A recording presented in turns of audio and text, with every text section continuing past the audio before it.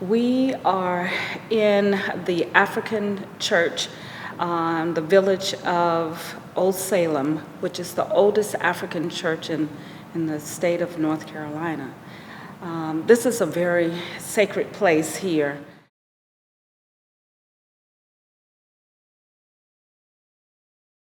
Think about that and do that in your singing. Yes? Yes.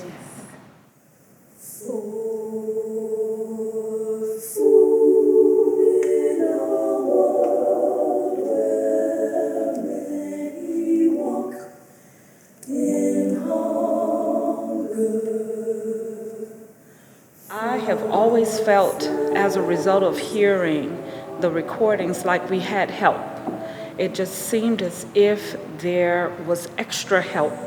And I honestly do believe we did have that with our singing here.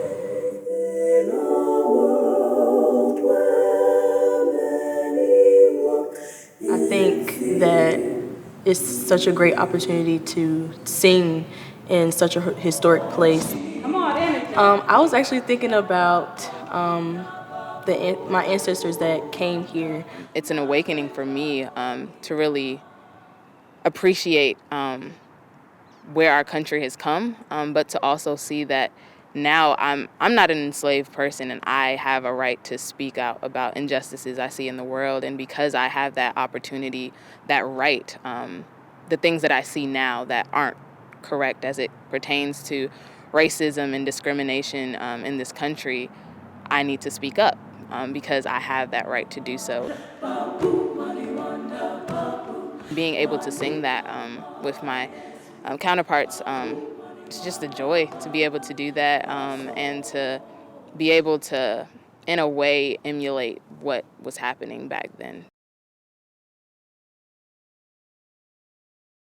The tavern would have actually had more enslaved people working here than any other place in the town of Salem. And it's here where we believe that Pete and Louisa and their family would have stayed in the attic.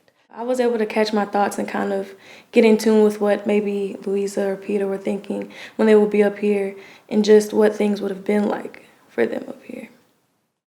It's extremely important that everyone, and especially our young people, understand the history.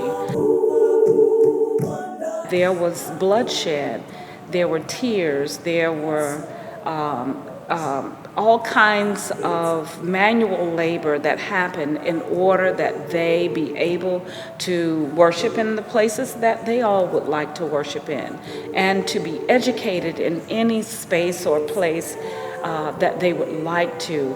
And there were people here doing things and making that happen.